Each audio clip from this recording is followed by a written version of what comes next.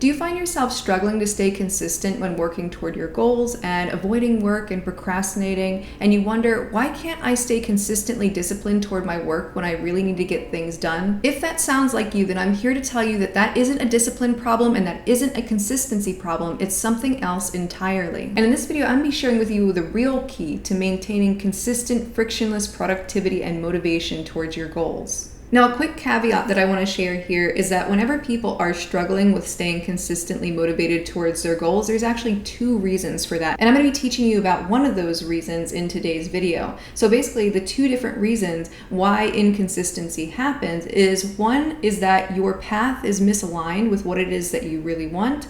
The second is that your path is aligned, but there are stumbling blocks in the way, like limiting beliefs, or maybe there are feelings that you're trying to avoid, or maybe there's some unmet needs along the way. And so there are multiple reasons why you might be actually struggling with inconsistency. But the biggest and most important thing that you must do is the one that I'm going to be talking about in this video, which is about aligning with what it is that you really want and making sure that the things that you're pursuing are connected to what I call your truest, deepest will. And your truest, deepest will is what it is that you really want in your heart of hearts at the deepest level possible. And so you want to think about the truest, deepest will like a river, and that river has a certain current to it. And if you are in alignment with your truest, deepest will, it's like flowing downstream towards your goals. And if you're in a canoe and you're going downstream, you might have to navigate different stumbling blocks along the way as you're going down the flow of that river, and you can deal with those as those tend to come up. But the actual consistency itself is maintained through flowing downstream. But if you are out of alignment with what it is that you really want, your truest, deepest will, it's going to be like trying to canoe upstream, and it's going to be a constant struggle the whole way along. And so if you're struggling with consistency and motivation, then there's a fair chance that you're either wholly or partially misaligned with the river of your truest, deepest will. And the truest, deepest will is what it is that we want at the deepest level of our being, which is oftentimes difficult for us to access because we also have our surface level will. So the surface level will are the things that we know that we want that are maybe somewhat shallow, or maybe they're a means to another end, or it's like, oh, I would really like this new car, or oh, I would really, really like more money, or these types of things. But oftentimes these are just a means to another end, a vehicle to a different destination. We don't really know what destination we're actually trying to get to. But the higher the degree of disconnect that you have from your truest, deepest will and what it is that you really want in your heart of hearts is the degree to which you are fighting an uphill battle. And both consistency and true success come from taking aligned action. And when your motivation is coming from the flow of your truest, deepest will, you don't need a lot of willpower to keep yourself going. Whereas if you're disconnected from the flow of your truest, deepest will, you have to apply a lot of top-down force and willpower and discipline and all kinds of other things that cause you to need to force yourself into doing the work. And the way that you'll know that you're more connected with your truest, deepest will is if you feel feelings like inspiration or curiosity or things that just naturally motivate you into action from a positive motivational space. If all of this is resonating so far and you want to learn more about how to get in touch with your truest, deepest will, I highly recommend checking out my free webinar, 3 Shadow Work Secrets to Get Out of Your Own Way and Reach Your Full Potential Without Having to Fight Yourself. And the link is down below in the description box.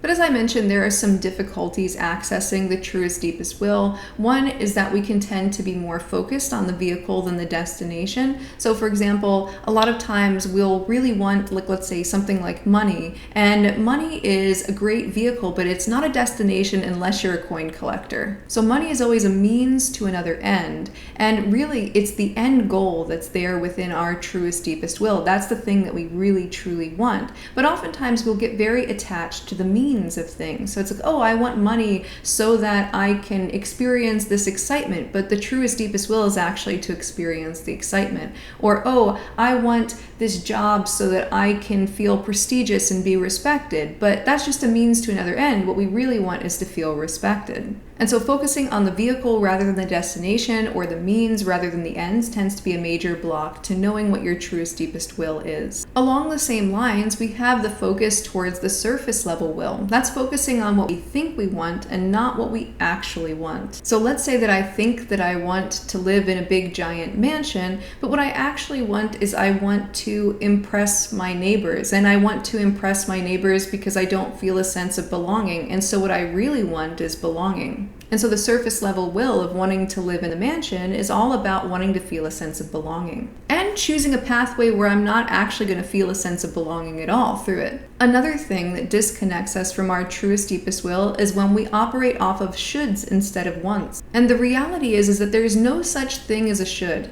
Like, even though there are rules being imposed on you from the outside world, really, we don't have to, in the strictest sense, follow any of them. There are just negative consequences for not doing certain quote-unquote obligations that we have, but they're not really obligations. We have a choice. And so whenever we say, oh, I should do this, or I have to do that, or I'm obligated to do that, it's actually not true. So for example, let's say that I say I'm obligated to follow the law. It's like, well, no one can make me follow the law, but there are just consequences to not following the law, and I don't want those consequences. So the reality is that not that I have to or that I should follow the law. The reality is that I want to follow the law because I don't want those consequences. So in that way, I'm able to really get clear, and instead of being tripped up in the illusions of shoulds and have to and obligations, I can recognize that there is a sovereign want underneath that, or a sovereign don't want. And so when we're used to operating through the illusion of should or have to or obligations, like, oh, I have to go to this job, or I should make more money, or whatever the should is, ultimately none of that's true. The reality is that you just either want the positive consequences that come with that action, or you don't want the negative consequences that come along with not taking that action or taking this other action over here. So if you want to get clearer on your truest, deepest will, you have to be really honest with yourself and recognize that there is no one and nothing outside of yourself forcing you to do anything. You have been making sovereign choices the whole entire time, and there are values and wants underneath that, and you can unearth the wants within the shoulds. Another thing that often disconnects us with our truest, deepest will is that we are very social animals. And so it's the case that if we feel like wanting something or going for something is going to cause us to be exiled or ostracized, we will tend to stay away from it and say, oh no, I shouldn't want that, or we don't allow ourselves to be aware of something that we want, that we truly do want. For example, let's say that I lived and was raised in a community that believed that art was witchcraft and that witches should be burned at the stake and are just horrible people. Well, what's going to happen is if I have any kind of creative impulses at all, I'm not going to even allow myself to be aware of that. And so the threat of certain social consequences for acknowledging our truest, deepest will is another thing that keeps us disconnected from it. But despite all of these blocks to being able to know consciously what your truest, deepest will is, your truest, deepest will is always having an impact on your will. You are always motivated in that direction. And when part of you knows that you're moving in a direction that's opposite your truest, deepest will, you will experience inconsistency, lack of motivation, self-sabotage, procrastination, and all kinds of other things. And so if you're experiencing inconsistency, there's a pretty strong chance that your goals are at least somewhat out of alignment with your truest, deepest will, or could be brought even more into alignment with your truest, deepest will. And that current of your truest, deepest will, which may or may not be conscious to you, already knows what it is that you want. And so whenever it's the case that you think you should want this, or you have to want that, or you get focused on the vehicle over the destination, there's still that pull on your energy to move in that direction and away from whatever it is that you're trying to move toward that's misaligned from the truest, deepest will.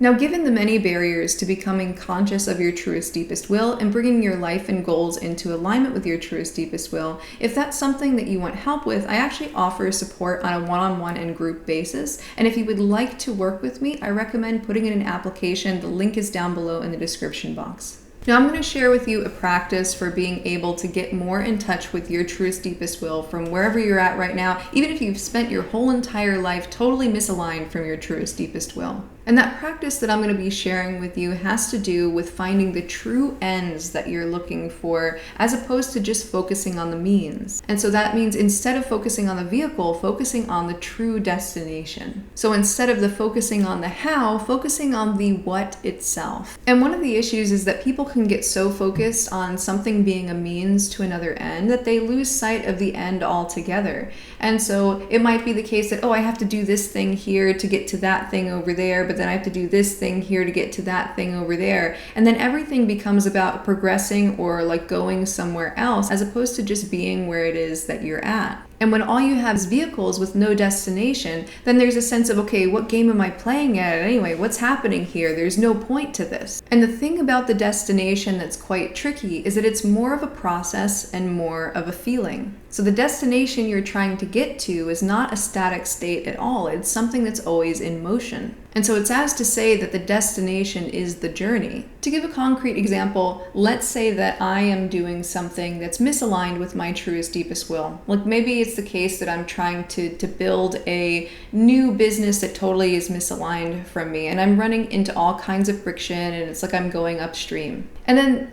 if I ask myself, okay, why am I building this business? It's like, okay, well, I want to make a lot of money. It's okay, well, why do I want to make a lot of money? It's okay, well, I want to make a lot of money because I'm going to feel excited, because then I get to have freedom and everything opens up to me if I have more money. And then I ask myself, well, what do I want to use that freedom for? If I didn't even need money and I could just have as much freedom as I want to, how do I use that freedom? And then maybe it's the case that I find that I just want freedom because I'm trying to escape. So it's not like freedom is leading me to more agency. In fact, when I get freedom, I'm going to be like the dog that caught the car. And so in that case, my goal of starting the business would be a means that leads to another means that leads to another means. And there's no end there. There's no end goal. Look, I don't want to use that freedom for anything other than escape. And this is oftentimes the case when people ask themselves, what do I want to do? But they don't really ask themselves, how do I want to feel? So let's say if I use this same example over again, but let's say that the business is aligned with me. And so let's say I'm like, okay, I want to start this business because the process of starting this business is going to be fun. And then I'm going to be able to make more money, and that's going to lead me to more freedom.